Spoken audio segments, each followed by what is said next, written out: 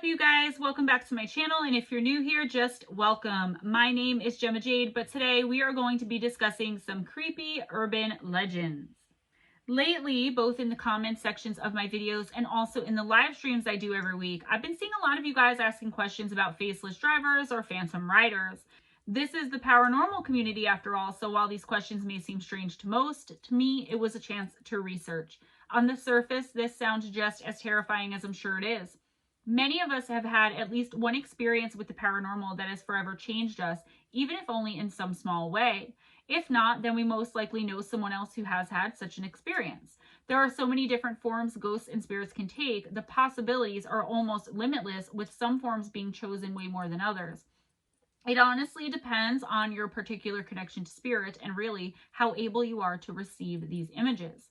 I found one or two glitch in the matrix stories of faceless entities being seen driving cars or other vehicles, usually down some stretch of lonely road or unlit highway late at night or in the middle of it. I chose to keep these separate for my glitches in the matrix videos I'll have out for you all very soon. So what brings us here today or tonight, whatever it is, wherever you are watching this video, I came across a pretty crazy urban legend of a phantom rider, and it made me want to tell a story that I know from my area that I grew up with. The legend from my area isn't that of a creepy rider, but I started to think about urban legends, and I think it'll give you guys the creeps. So I just couldn't resist bringing it to you all. Let's get started and jump right in. So in my research, perhaps the most well-known of these phantom rider tales, it seems from everything that I saw, is the one that took place in a quiet little town of about 1,500 people. At least that's how many were there when this was reported to have happened.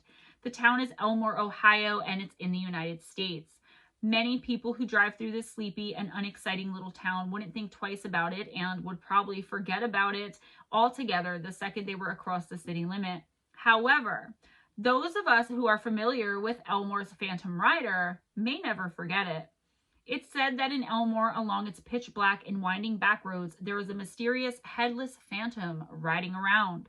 He rips around the roads on his motorcycle as fast as a phantom can and strikes terror and fear into the hearts of not only all who come across him, but all who traverse these unlit and desolate roads as well. Like many ghost stories and legends of old small towns, there's a very creepy backstory attached to the Headless Rider. As is usually the case too, there is more than one version of this background story, each more creepy and terrifying than the other, depending on who you ask. Most of them, though, share the same basic story about a soldier who had to go away to war and was overseas during World War I. This soldier had survived the blood, chaos, mess, and terror of this war and couldn't get home fast enough to his one true love. It was either his girlfriend or wife, depending, again, on who's doing the retelling. He somehow ends up on a motorcycle, which was either waiting for him at his parents' house or that he went to go and buy. Either way, it's late at night when he gets back, and he immediately hops on the motorcycle to go and pay a visit to his lady love. She lived not too far away. It was just across Mud Creek Bridge. He wanted to surprise her, so he turned the engine off and rolled the motorcycle up her driveway to either find her in the arms of another man or to find she thought him dead and already engaged or married to someone else. Either way, she didn't wait for him. The soldier, who was obviously crushed and devastated and even a bit angry, sped off in a rage, careening around while most likely crying on unpaved and winding roads with no lights. What could possibly go wrong? The soldier doesn't care, though, about how fast he's going or about any of the terrible conditions that he's driving in. Maybe he was trying to outrun his pain, or maybe he was even embracing the fact that he knew he was going to die. Or, at the very least, maybe he was hoping to get some kind of traumatic brain injury and be able to be in blissful ignorance, completely forgetting about this heartbreaking and earth-shattering betrayal. Of course, he lost control of the bike and crashed and launched over the bridge down to the ground below. He died on impact. The mangled body was later found to have been decapitated, either from the crash, by barbed wire on a fence below, or by a wire that had been strung across the bridge as a malicious prank. Again, depending on the version. The main point is that he lost his head in the incident and would apparently never get it back, even in the afterlife. Ever since, it is said by the locals and those just passing through who have had the unfortunate luck of being on those roads on some lonely night, that he retraces the same route over and over again, looking for his lost head. Maybe even trying to find his way back to the girl. There is a specific day when thrill seekers and paranormal enthusiasts, not to mention I'm sure bored local high school kids with nothing better to do on that day, or perhaps any other random summer night, go out to that bridge and take that same route, just hoping to catch a glimpse of the Headless Phantom Rider. On March 21st of every year, the small town is overrun with tourists, as this is said to be the exact date as to when the soldier had his deadly accident. Who knows where this date comes from either? Was it added in there somewhere along the line to make the story more believable? Or was it perhaps really the day in which a sad and angry man lost his life and died from being heartbroken and acting recklessly because of it? What do you guys think? Are any of you guys from this area? Maybe you can tell me more of the legend or how it was told to you or what happened. So anyways, it's not like he just rides past and waves to people as they pass him, right? Because where would the fun be in retelling of that story? The legend has it, or the legends rather, that the encounter starts out as a bright ghostly light at that farm that was said to be his parents' house where he left from on his motorcycle that night. Then the light transforms into the soldier and he takes off on his ghostly ride without even noticing he has a crowd of onlookers or even just a few young teens looking for a thrill that I mentioned before. He's said as well to blink out of existence once he hits the bridge and the exact spot where he was launched off his bike and into the ravine below. So basically, he's allegedly unaware of anyone or anything around him.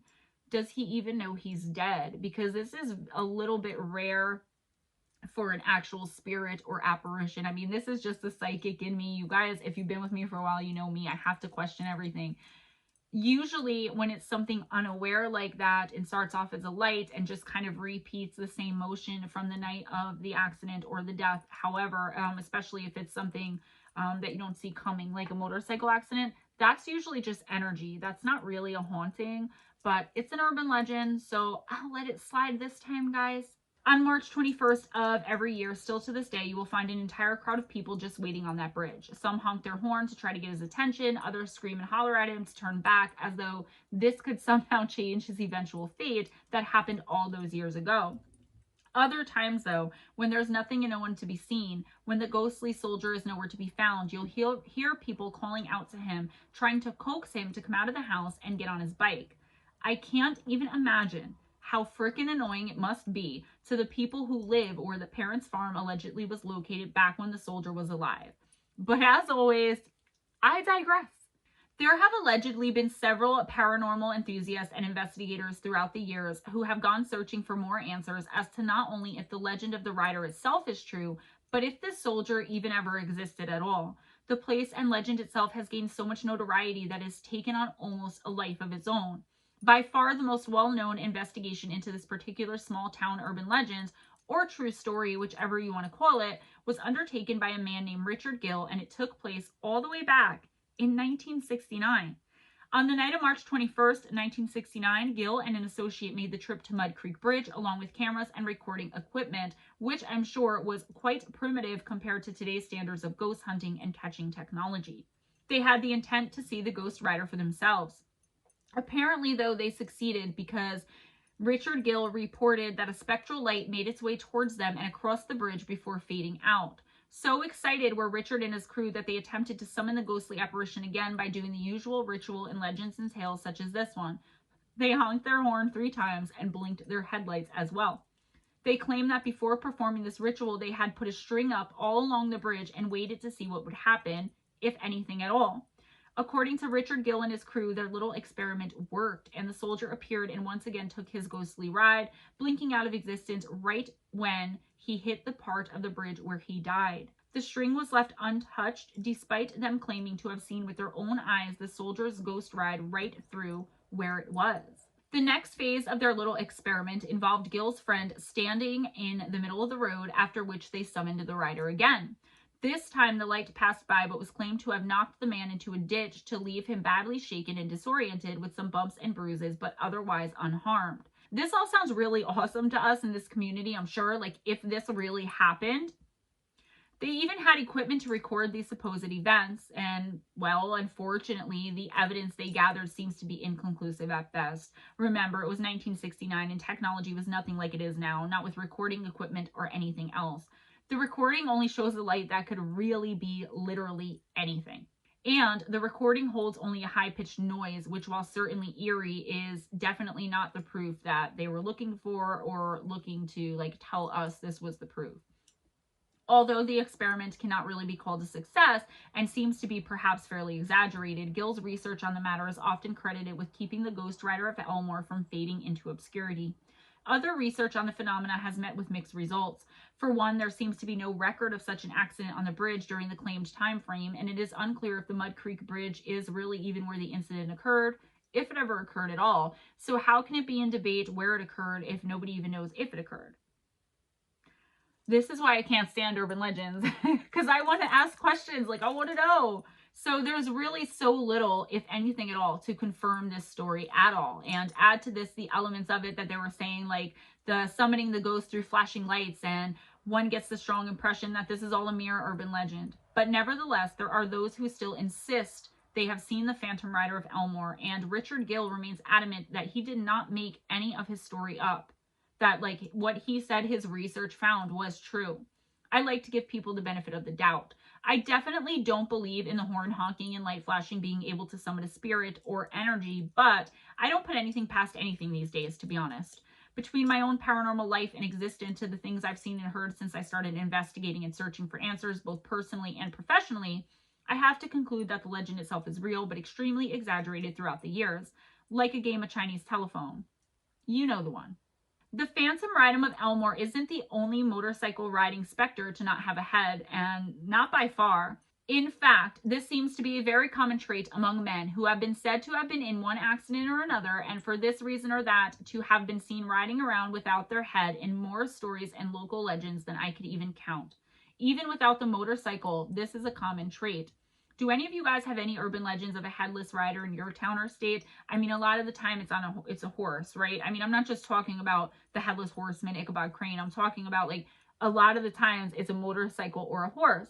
So the terrifying legend that I grew up with is called Annie's Road, and I'm not really sure why. I think it was just the urban legend, and that was the first one I could think of. It's a terrifying legend that I grew up with, and the locals will tell you that in the town of Totowa, New Jersey, which is less than 10 minutes from where I grew up and was born and mostly raised in the towns of Patterson and Clifton, there's a road that's haunted by a woman or a girl, depending on which version of the legend you choose to set store by. So this woman or girl had a tragic accident or incident, and she haunts that spot until this very day. The actual name of the road is Riverview Drive, and my church is actually located on that same road, believe it or not. I actually didn't know that fact until just now because I never knew the actual name of the road. I guess I really am a local here, as I honestly thought the name of the road was Annie's Road. How could I have known? Although in all honesty, I should have. I guess my subconscious wanted to keep the magic of all of the times when I was little and was taken there for a scare, mainly by my Aunt Cindy and Uncle Bob, who used to always do fun stuff like that with us kids all the time. They were the cool aunt and uncle, you know? All right, anyways, back to the legend. Now, while Annie isn't anywhere near the only ghost or apparition who is said to haunt this dark, isolated, and lonely stretch of back road, she is the one I'm going to be focusing on right now. As far back as the colonial days, people have been reporting strange lights and odd sounds coming from all over the darkest parts of this little road. Riverview Drive is really long and goes for miles and miles. Most of it's well lit and has pretty high traffic volume, but there's one stretch of about 4 to 5 miles which is said to be some kind of portal into perhaps another realm, the realm of the dead and the tragically deceased, apparently. As for the legends, it's said back in the 1960s, a couple was driving down the road in Totowa when they got into a huge fight, which led the man to open the car door and throw off his partner. Alone, scared and injured, the woman began wandering the street, only to be hit by a truck and die on the spot. Even after she died, though, her dress got tangled in the car and she was dragged along the road face down, which took her whole face off. Ever since the accident, it's said that unexplainable red stains appear on the road each year around the same date to mark Annie's death. Watch out, as she's looking for revenge, and she will stop at nothing once she spots her target. Many people report seeing her on the side of the road as if hitchhiking. Her apparition is so clear that many travelers believe she is real until she disappears right in front of their eyes. I literally remember driving through and looking for those red blood stains, until my dad, ever the skeptic, reminded me that if it happened so long ago, the road was probably repaved, and also, even back then, they cleaned crime scenes up better than that. Thanks, Dad! What I just told you is the legend that I always see on all of the haunted websites about the legend of Annie's Road. But I'll tell you what I heard growing up. I heard that there was a girl named Annie who, Carrie style, got invited to the prom by the most popular boy in school. She was what some kids would call, especially back in the 1960s, a nerd or a bookworm. He picked her up and she was dressed so beautifully. Her eyes were in awe as she stared at the young man standing next to her, not being able to believe her good luck that he had even noticed her, let alone asked her to the prom. Well, as she sat next to him, still staring at him as he was driving supposedly to the prom, he suddenly started laughing. 3 of his friends popped up from the back seat. They reeked like booze and cigarettes and had been hiding in the back seat the entire time. Remember how big back seats were back in the 1960s, right? They all pulled over and had their way with Annie, and when they were done, they threw her out of the vehicle and onto the side of the desolate and unlit road. Annie was terrified. She had been violated and her beautiful dress was ripped. She had no choice but to start walking and get out of the road where they left her. There's no shoulder or anything on this road. It's just like woodland and then road, which is kind of like my house here. She was in so much pain she could hardly walk. She wore glasses and could hardly see without them, and of course they had been broken in the struggle and were nowhere around her as she felt for them in vain. She decided to walk the 4 to 5 miles into town to get some help. As she did this, though, she was so discombobulated that she stumbled into the road right as a huge 18-wheeler drove by. The truck smashed into her and her dress somehow got tangled because of all of the scraps that were hanging around because it had been so violently torn and ripped during her struggle and previous attack. The truck dragged her underneath it for almost a mile before finally stopping. You see, the driver was allegedly drunk and assumed he had hit a deer and was reluctant to stop either way, just in case he hadn't. When he looked underneath his truck, there she was, her lifeless body entangled in all of the hardware underneath it. One thing he really noticed, though, she was missing her head. It was never found either, and the legend I grew up hearing is that she roams around looking for her head, but also for the men who did that horrible thing to her all of these years ago. There's also the old tale with Annie where it said that if you go to just the right spot on Annie's Road at midnight, stop your car and honk 3 times. Annie will appear in front of your car. She'll stand there bloody and headless in her tattered prom dress. If you are a good soul, she will just disappear and leave you alone. However, it's said that if you have bad intentions or are wicked on the inside, she will know and she will make sure your car doesn't start and attack you. Sometimes it's said that she looks for the relatives, the bloodline of the boys who did this to her.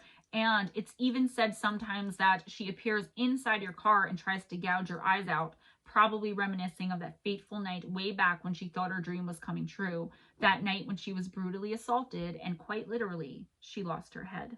Guys, if you enjoyed this video, please give it a big thumbs up if you enjoyed spending this time with me, hanging out, and hearing one of my favorite local legends, and also the legend of the Phantom Headless Rider. More to come on that. Do you guys like urban legends? I'm not sure.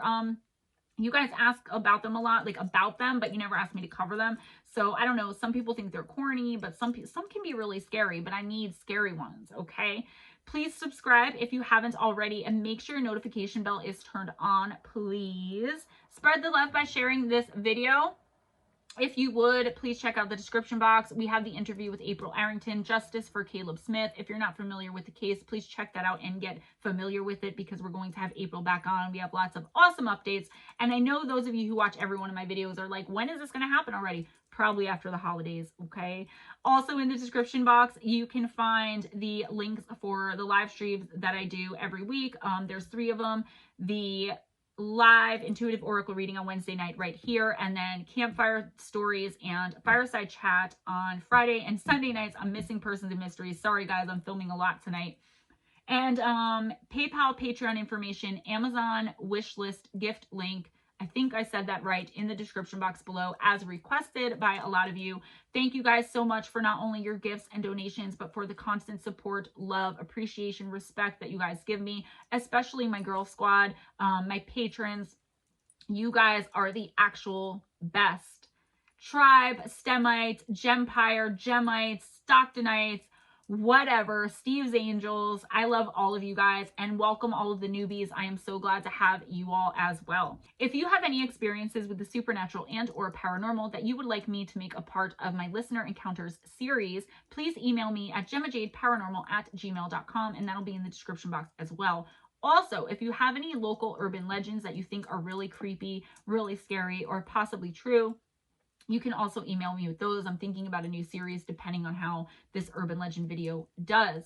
I'm also, don't worry, going to be putting out more of my personal encounters as well. I know I've been like telling you guys that, but I'm leading up to it. You guys are really impressing me with the stories of your encounters that you're giving me, and it's making me want to tell mine. Okay, so we're getting there. Guys, be kind to each other. It doesn't cost anything, and it can actually make you feel really good. Try it out. Smile at a stranger. Also, be kind to yourself and make sure that others are too. All right. Always go in grace. Have your best day. Have your best night. And I will see you guys next time.